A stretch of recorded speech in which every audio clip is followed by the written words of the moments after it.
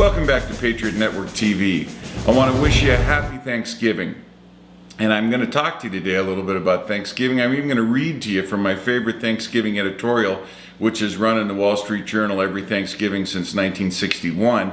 But first, I just want to say a couple of words in general. This has been a good year in a lot of ways. It's been a tough year in a lot of ways. And we have appreciated so much the support of our viewers in Patriot Network TV. And I just want to first of all thank everybody who watches the Patriot Network TV videos, everyone who sends them on to their friends, everyone who emails us, even those of you who email with negative comments. I want to thank you. Every part of this process is important to my buddy Quan and I. We're trying our hardest to do something good for the United States and good for freedom, good for democracy, good for our representative republic form of government. And it is a joy and an honor and a privilege to be allowed to visit with you a couple of times a week. So having said that, thank you. Every single Patriot Network TV viewer, every one of you who've watched, those of you who've agreed, disagreed, thank you. Those of you who've sent them on to your friends, thank you. We are thankful for your eyeballs on our little videos, and it means the world to us that you take the time to reflect on it. So first of all, I want to say thanks for you. Second, Thanksgiving is a special time for myself in that I'm an expatriate. I used to live in the sovereign nation of Montana. I used to live in what my friends referred to as the American Siberia. And I was raised pretty much on ranches and farms, and I grew up around people who lived a very unique and wonderful lifestyle, who fought out from the wilderness their own little patch of ground that became productive and supported them.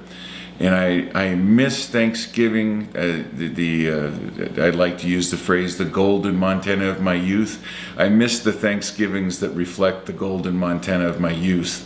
I miss my grandmother cooking in that little kitchen at 1000 Longstaff. I miss my great aunt Adeline setting up the sawhorses to put 3/4-inch plywood over to cover with tablecloths that she had sewed by hand so she could have everybody in 20 miles come to her house in Deer Lodge, Montana and serve them Thanksgiving dinner. Everything about this holiday brings back memories of being a boy in Montana and memories of what it was to be around these great gals who populated my life as a kid.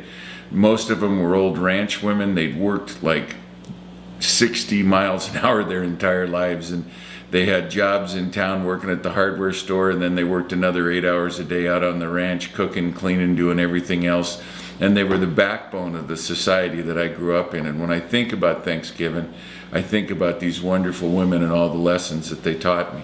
I think about the wonderful ranchers and farmers that I lived next door to and worked for in the summers and had the privilege of knowing most of my life.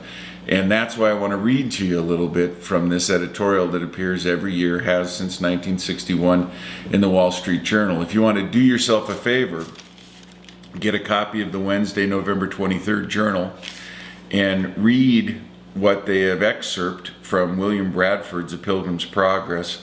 And this is from the records of Plymouth Colony, and it was originally recorded by Nathaniel Morton. But I want to read to you a little bit from what is called the Fair Land section.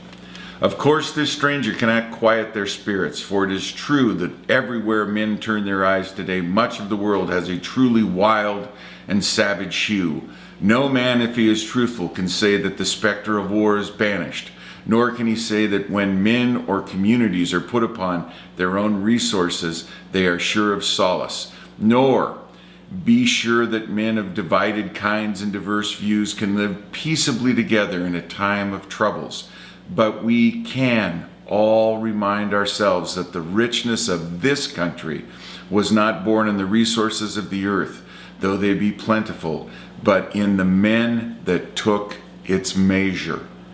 For that reminder is everywhere, in the cities, the towns, the farms, the roads, the factories, homes, hospitals, schools, and that spread everywhere over this wilderness.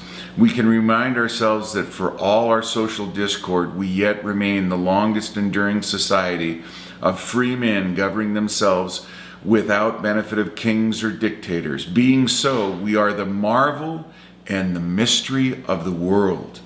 For that enduring liberty is no less a blessing than the abundance of the earth.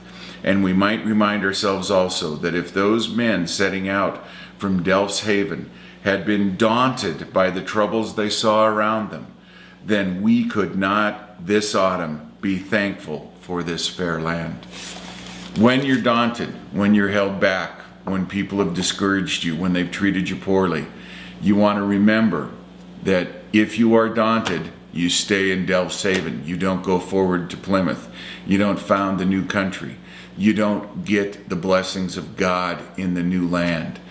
Every farmer, every rancher that I worked for in the state of Montana, everyone I ever broke bread with and shared a meal with, always was so thankful to God Almighty for the wonderful land that they had, for the cattle that fed off that land, for the wheat that grew up out of that land, for the water that came down from the mountains of that land.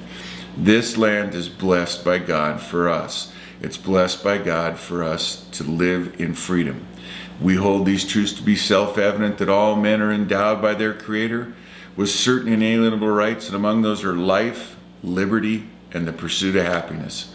On this Thanksgiving Day, give thanks for those inalienable rights. Give thanks for your family. Give thanks for this fair land. God bless all of you, and God bless this great country on Thanksgiving.